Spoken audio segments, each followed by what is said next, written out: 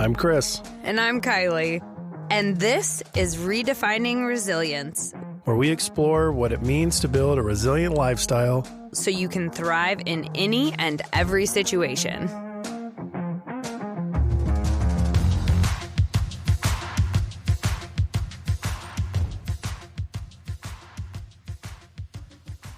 So what do you want to talk about today on our 2-week hiatus? Well, we've had some real life happening behind the scenes. We have some very interesting circumstances. Yeah. We had your strongman competition in Illinois, and I got into a car accident. An awesome one, actually. Competition or car accident? Car accident. Was it awesome? Yeah, it could have been a scene out of an action movie pretty fast. Yeah, it felt like it at the time. Yeah. So since we talk about resilience, coaching, vision, and composure, and we're in the composure domain, talking about being cool, calm, and collected, let's actually implement that.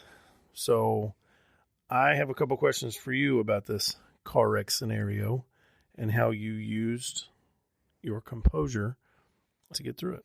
Yeah, I absolutely felt like the resilience training up until that point was for a purpose. And when that accident happened, I was like, all right, now's the time to leverage the skills that I've been working on. Yeah. I've been around a couple car accidents before, and this one was pretty good. And you were very calm the whole time. I don't know if I was very calm, but I definitely felt collected at the time of the accident, and then subsequently afterwards, I kind of knew the stages of the process that I needed to move through in order to get to a place where I was able to just accept it and move forward. So just so everybody's aware, can you walk us through what happened? Yes. So I was driving on the highway and approaching the exit to the next highway I needed to take. Everybody was slowing down. I was slowing down. And all of a sudden, the tanker in front of me got cut off by another car. He had to slam on his brakes abruptly. I had to try and swerve to miss hitting him. Couldn't clear it. And I clipped the back end of his trailer with the front end of my vehicle. And essentially the whole front quarter panel on my side of the car, the driver's side, got ripped off. And I spun into the guardrail. The airbag deployed. I think I put my hand up in front of my face when the airbag went off, and I broke my hand. I had a bloody nose, and I really didn't know, one, if I was injured or to what degree. So when the accident happened, immediately after, there was smoke coming out of the airbag. I've never been in a car accident where the airbags went off, so I had no idea that this is a normal, chemical that comes out of the airbag. And so I thought the car was on fire.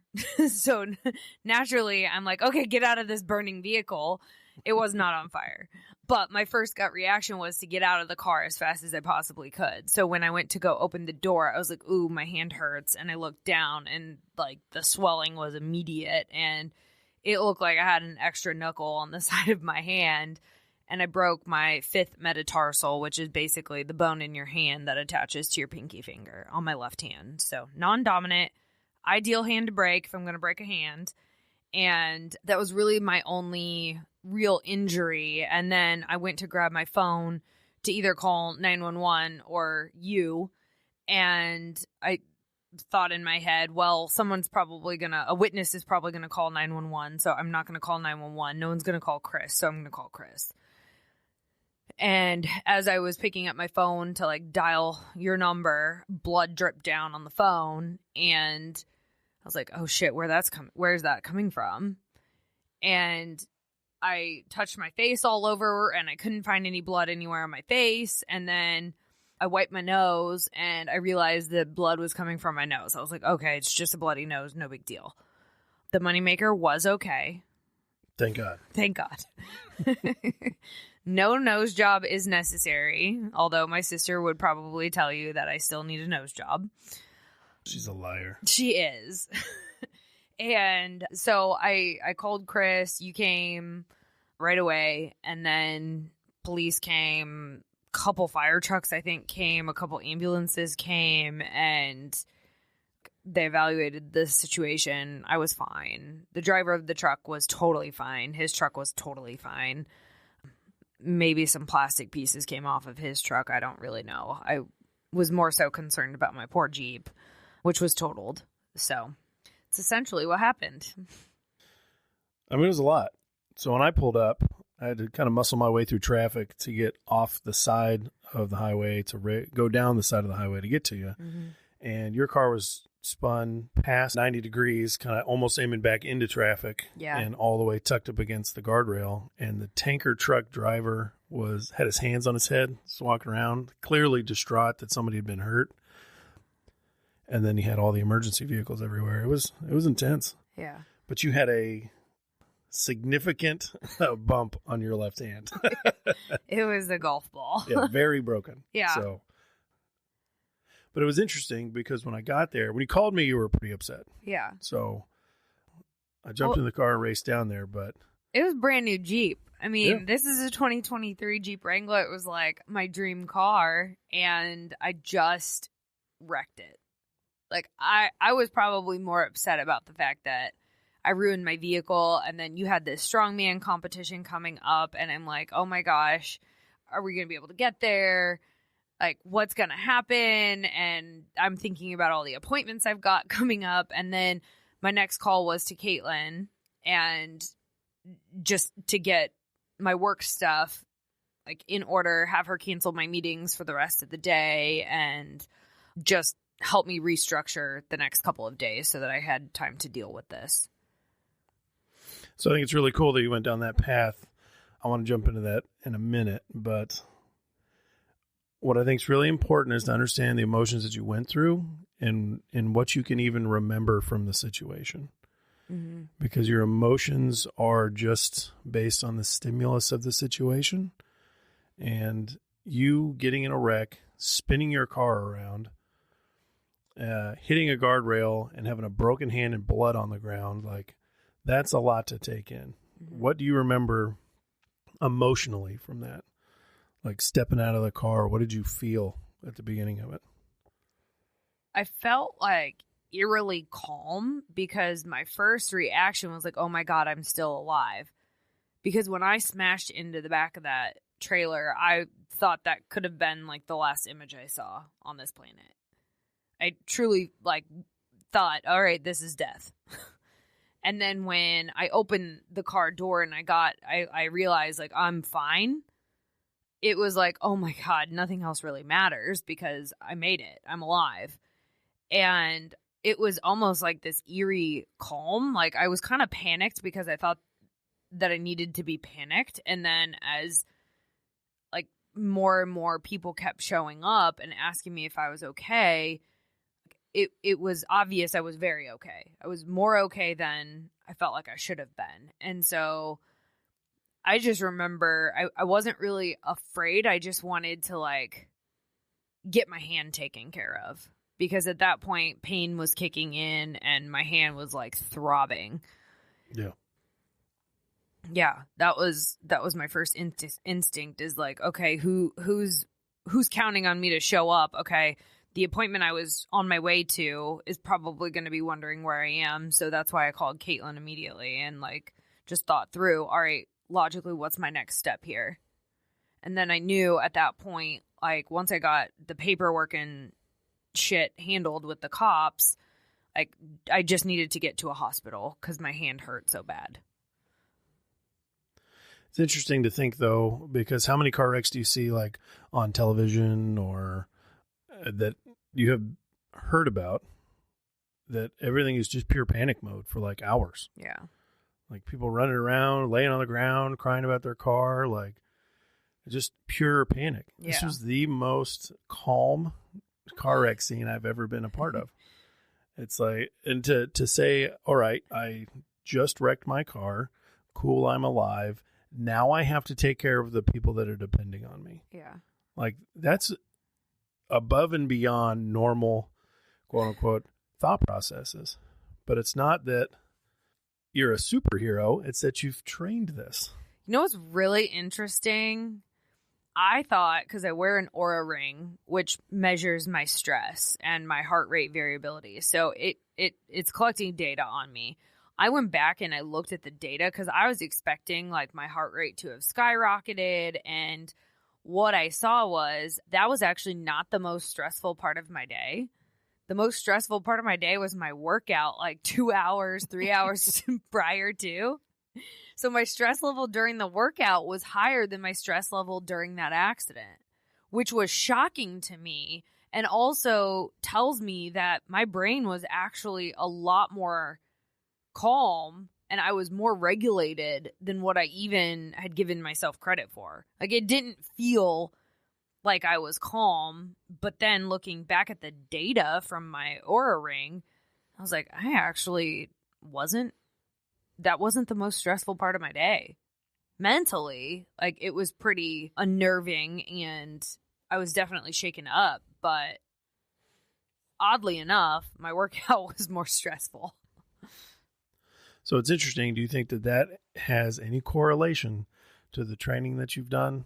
Yeah. Yeah. I almost immediately thought, okay, well, you are prepared for this situation. You know what to do. You know how to keep your composure. You know that you can't think clearly if you're stressed the fuck out right now, and you have to stay calm. And so I knew that getting worked up about the pain my hand was in or the fact that my Jeep was toast, it's totaled. You know, I just have to accept it. And the sooner I can accept it and just start moving towards solutions, the better off my life is going to be and the less, emotional turmoil I'm going to experience. So yes, like everything we've talked about up until this point, I applied. And in the grand scheme of things, a car is replaceable. That's why we have insurance. A human life is not. So I didn't get hurt. The other driver didn't get hurt. At the end of the day, like, this was an ideal accident. Yeah.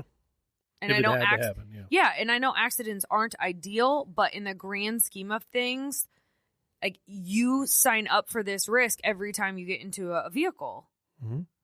And so I just had to maintain perspective that, like, this is part of the risk we sign up for every single day when we get behind the wheel. But you were able to say, I have to accept the fact that this happened. And the only way to get through this is now to look for the next steps. Yeah.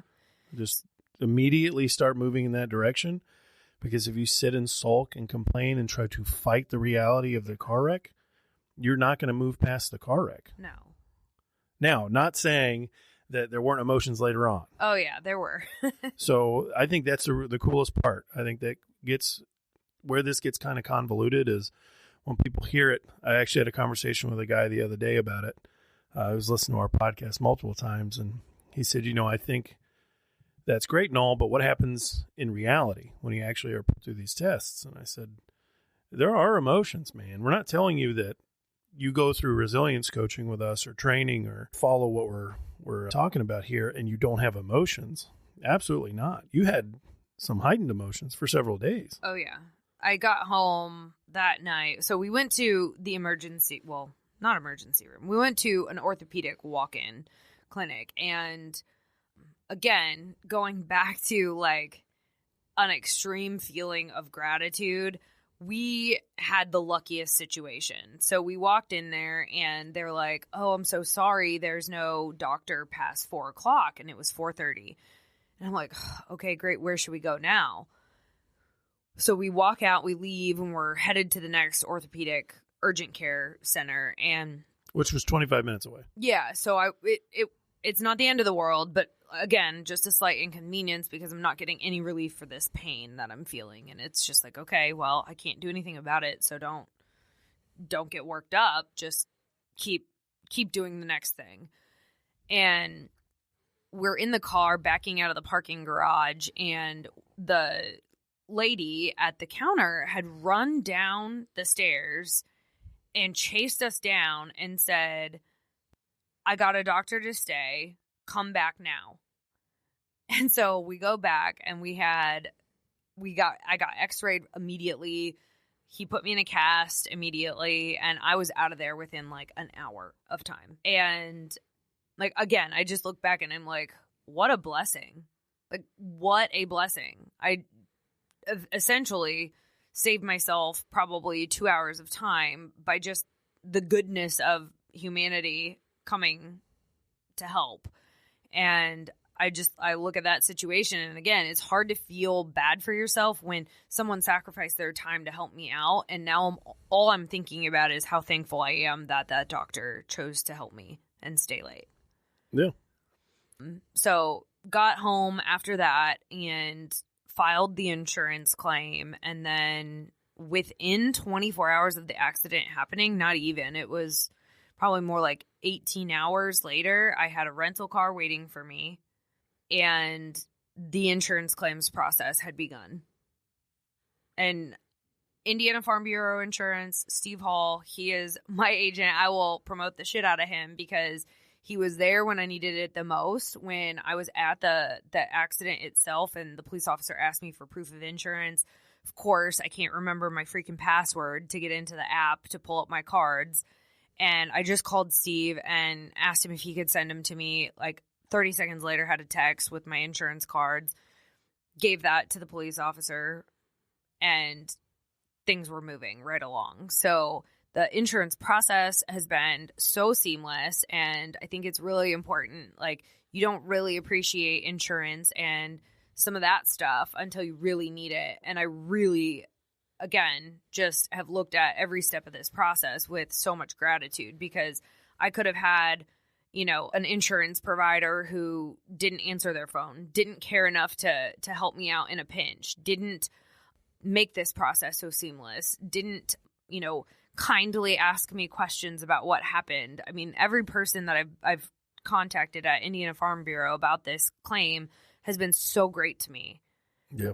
And just so empathetic and kind. And it's like, I think those little things are completely taken for granted, and we lose touch of how much they matter in situations like this. Definitely give a shout out to them, man. Yeah. I like that. Oh, yeah. So is there anything, when you look back on that, anytime I go through any situations that are pressing or taxing, I try to think, what did I learn and what could I have done better? Yeah. Do you have anything that stands out immediately? Like, don't drive too close to the car ahead of you. Yeah, 100%.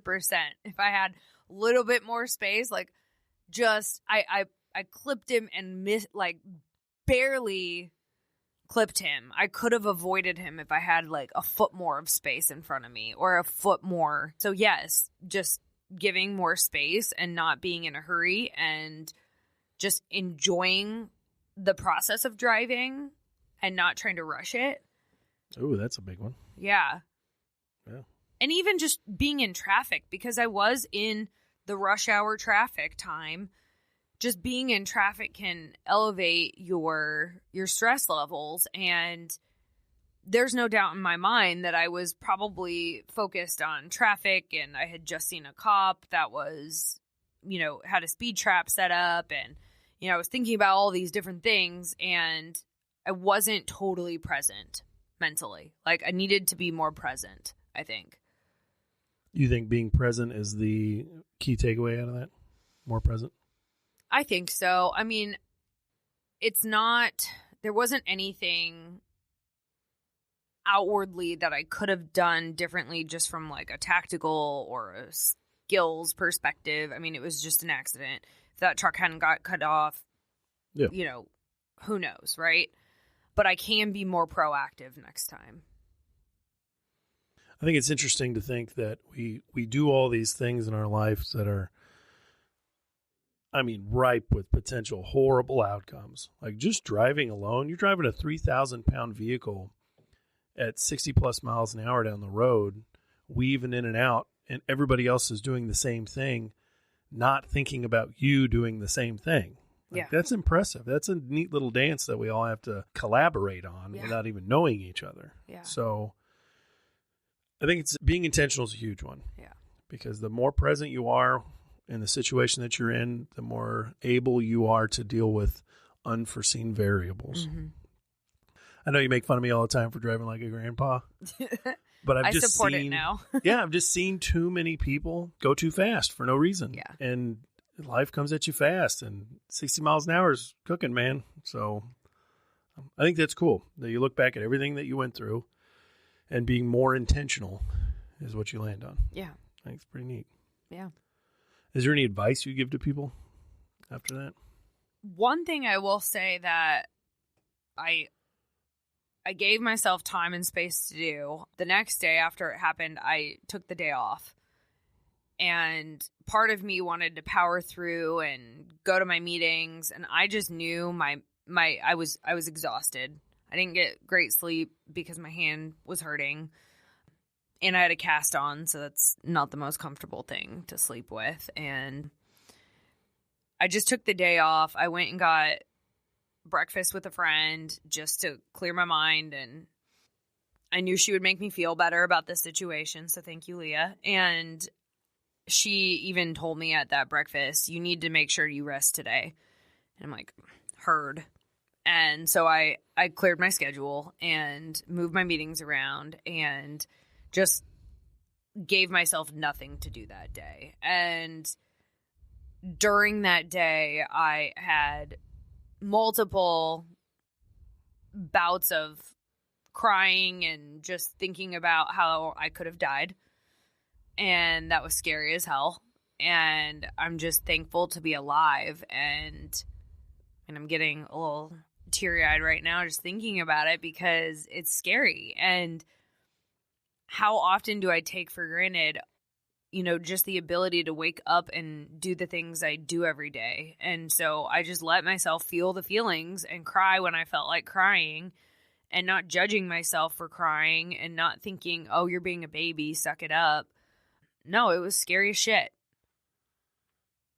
So you just let yourself feel the feelings, huh? Yeah. So I think that's cool because it's not I want to reiterate the fact that this training is not the removal of emotions. It's the understanding of emotions and the way to process emotions. So you let yourself be totally immersed in that emotion. It was intense, and you're allowed to feel like it was intense, and you took time off to allow your body to work through that. Mm-hmm. I remember you telling me a couple times you just felt like you got hit by a truck. Yeah. And it's a lot of adrenaline, and your whole system tightens up and tries to get the hell out of there, and it can't because you're buckled in, and then you're squished in with not only your seatbelt, but this big old giant balloon of a airbag that's stuck in your face. You're literally caught, so your body panics and tries to get out of there. So you will feel like you got hit by a truck. Yeah. A couple of things I thought were interesting that you said during this whole healing process is one, my hand's healing really fast. You have said that every day. So it's a positive reinforcement to your system, its ability to take care of itself and to become better. Yeah. You're literally saying, great job, body. This is awesome. Yeah. Not, this fucking sucks. My hand's broken. I can't do anything. No, I refused to let my brain go there. I saw on the x-ray, it's broken. It's very broken. The bones are not attached. Yeah, they're broken. And I mean, you can look at my hand still. It's pretty swollen still and bruised. Yeah, but nice yellow color to it now. It's very colorful, just like my personality. And I just refuse to feel bad for myself because it's not a productive emotion. And yes, I can get frustrated, but I need to press the reset button when I get frustrated. So I was trying to type, and with a cast on, it's not possible. And I kept hitting different buttons with this damn cast. And by the end of an email, like a 2-sentence email, I had probably 14 extra letters and no spaces in there. And I just was getting so frustrated because this one thing that I seemingly was taking for granted prior to having a broken hand was now hindering my ability to do my job. I thought, oh, I just work at a desk job. I can get back in the saddle, no problem. It's fine. No, sending emails when it takes you 10x the normal time to send an email can get really frustrating, and then you don't want to send emails. And so, like, at that point, I kept getting frustrated and had to take a step back, and I went for a walk and was like, all right, I need a breather because I can't keep getting frustrated. It's not helping me work. And I then started to use talk to text more frequently for email responses. And only the emails that I absolutely had to type out because they had attachments or something, I would sit and type out. And so that helped a lot. It's a matter of putting coping strategies in place to help you work around the challenges that you've got in front of you. And, you know, I got frustrated to the point where I cried one time, and then I'm like, all right, Kylie, this is not that deep. At least you can still type. At least you can see the screen. At least you have the capabilities of doing this. At least it's not your right hand. You wouldn't even be able to take handwritten notes if this was your right hand. Right? So lots of things, again, to help me shift to a place of gratitude instead of sitting in frustration. But it doesn't mean I didn't feel frustrated at many points. No, because it'll come through as waves. Yeah. Frustration's super normal because you took your normal body processes, typing and texting and all these other things that you do all day long at a frequency you don't even recognize until it's taken away. Yep. And then it's, holy shit, I text 10,000 text messages a day or write 10,000 letters and texts, and now I can't even write 2. Mm-hmm. It's like, that's super frustrating. Yeah. But it also allows you to respect the fact that things are working when they are. Yeah. And now I will not take for granted the fact that I can shoot off emails lickety-split. Lickety-split. Yeah. On a normal basis. So, again, we think these things are things we have to do. No, these are things we get to do because we have the capability. Yeah, I think that should go on a fucking t-shirt. I love that. So one of the things you said was the other day, I think 2 days ago, we were talking about all this, and you said, I'm a little bit upset that I'm not as upset as I think I should be. I thought, man, that's pretty cool. How can you can go through this traumatic experience that losing a vehicle is not an easy hurdle to go over. It's just a pain in the ass. I loved that car too. Yeah, it was a cool Jeep. Connie was the coolest car I've ever owned. Yeah, she was awesome. She was awesome vehicle, and you absolutely loved it. But now you have to contact insurance and go through all these steps for that and get a rental car and then pick out another vehicle and then go through the sales process again and then get used to driving another vehicle that wasn't the one that you liked and picked out in the first place. So that is a huge hurdle. But to pay homage to the fact that you are alive and you get to play this game of life longer and you came out of this relatively unscathed. Yeah. That's pretty fucking cool. Yeah. And to be able to pay attention to just that and not the victim mentality of, I got in a car wreck, poor me, I can't believe these horrible things happened to me, the world is against me. Because it would be very easy to slip into that. Especially with a broken hand that limits your work capability and you work for yourself. So it could be extremely detrimental if you went down that hole. You could lose a month's worth of work and potential clients because of the setback. Yeah. Not only that, you took one day off. Yeah. Yeah, it's cool. But you allowed yourself to go through the emotions. You allowed yourself to process it and cry and be happy and upset. And then by the time you were done processing, you just moved on. Yeah. It was really cool. Thanks. I've said this before, it's a minor inconvenience. And that's it. That's it. In the grand scheme of life, like, this is like barely a blip on the radar. I can't remember who said it. They said if you strung out all of humanity in a line, our blip of our lifetime is so minuscule. It's like less than a pinhead of the entire span of current humanity on that timeline. Yeah. That my timeline on there is so small that it's just not that. Like you said, it's not that deep. Yeah. Like, yes, you have a broken hand. Yes, you went through a car wreck. Yes, these things happened. But life is still really fucking cool. Yeah. I still have a lot to be grateful for.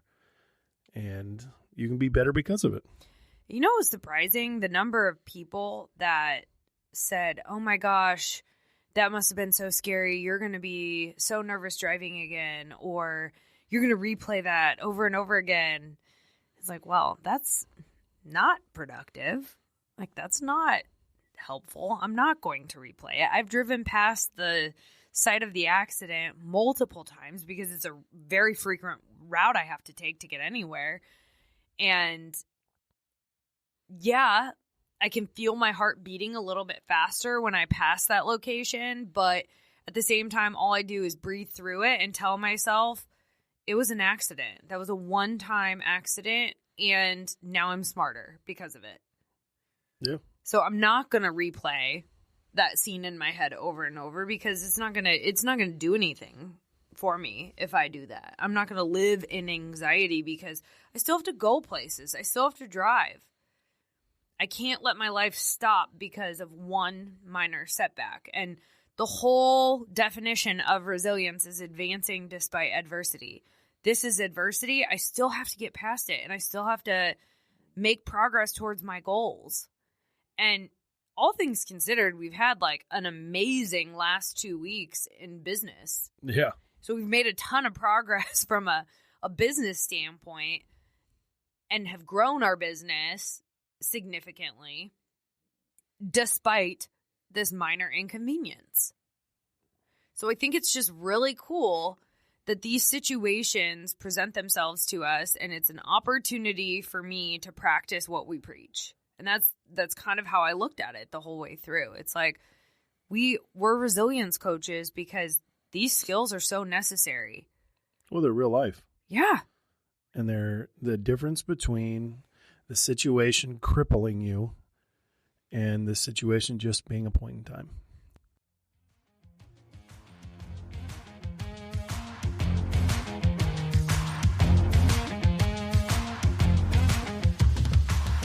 Thanks for listening to Redefining Resilience. To learn more about building your mental and physical readiness, check out odysseyresilience.org. And follow us on Instagram, LinkedIn, and TikTok.